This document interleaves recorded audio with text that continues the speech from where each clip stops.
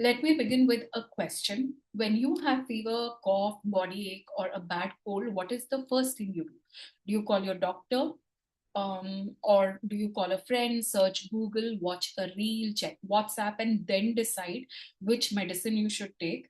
Because this is where we have a serious problem. We are living in an age where health information is everywhere, but verified health information is not the same thing as health information. And with H1N1, or what many people still call swine flu, being part of the current health conversation, I think this is something we really need to talk about.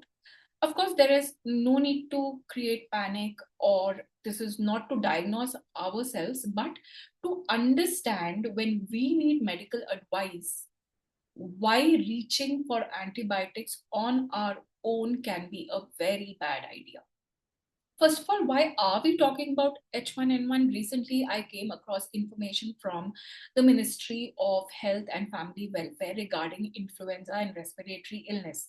And whenever something like H1N1 starts circulating in public conversation, there is understandably anxiety. You hear someone has fever, someone has influenza, someone has been admitted, and suddenly everybody becomes an expert. But let's slow down. And I've realized this because I was not well and my parents were not well, and it really took quite some time for us to bounce back. One of the biggest mistakes people make is assuming fever equals antibiotics. Antibiotics are not a cure for every fever. This is where I really want you to listen. Antibiotics are medicines used to treat bacterial infections. They do not treat viruses such as influenza. So, if you have a viral infection and you simply start taking an antibiotic because somebody told you, this one works very well for fever. That is not responsible self care. And I'm not saying this because I want to scare you. I'm saying it because antibiotic resistance is a real public health problem. When antibiotics are used unnecessarily or incorrectly, bacteria can become resistant to them. And that can make genuine bacterial infections harder to treat. Um, so the question should be, or shouldn't be, which antibiotic should I take? The question should be, do I actually need an antibiotic? And that is a question for a qualified healthcare professional. Now, but my friend took the same medicine.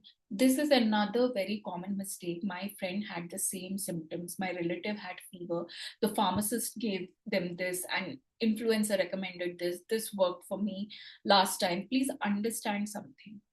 Your symptoms may look similar to somebody else's symptoms. So, without having the same cause, a doctor may need to consider your symptoms, medical history, examination, and where appropriate, testing before deciding what treatment you need.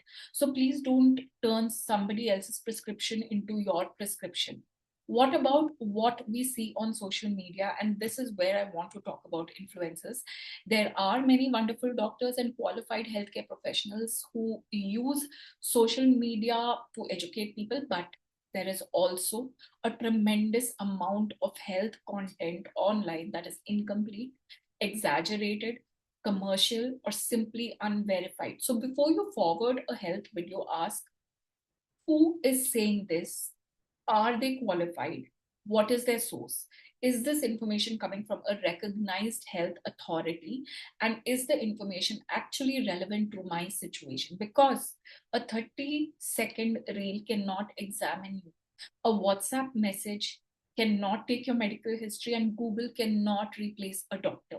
My conversations with people who have been unwell, I've also been speaking to people who have seen respiratory illnesses being managed in hospital settings.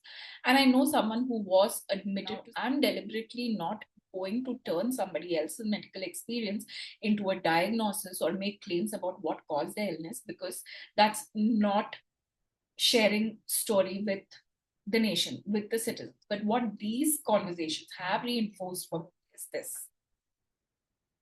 when people become seriously unwell, the situation can become much more complicated than I've got fever, I'll take something and see. And that is precisely why early, appropriate medical advice matters.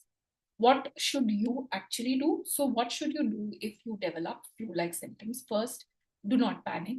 Second, don't start antibiotics on your own. Third, please take advice from a qualified healthcare professional, particularly if you are having symptoms that are significant, persistent, or worsening.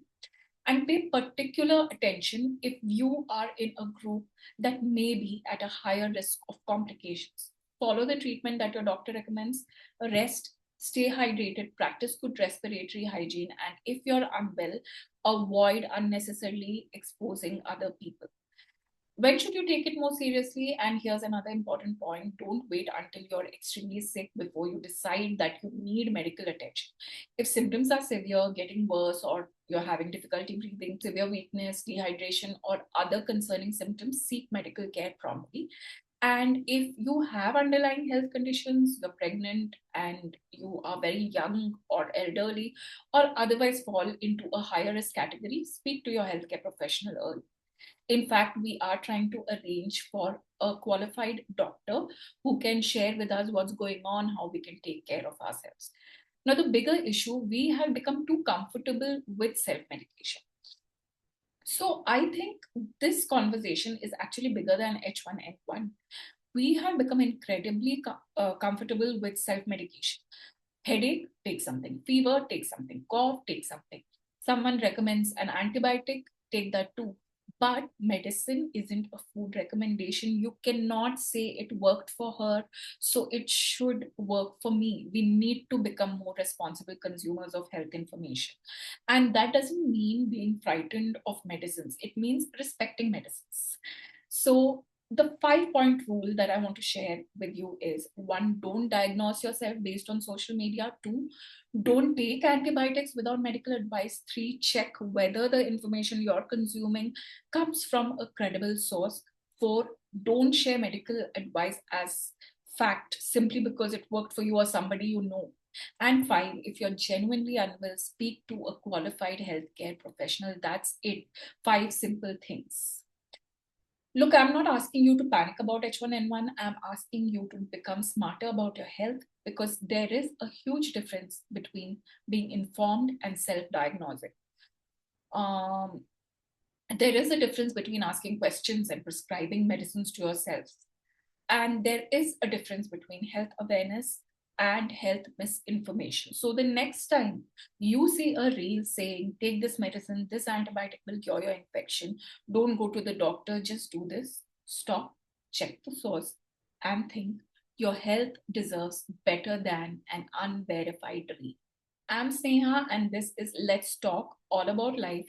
Stay informed, stay sensible, and please don't become your own doctor.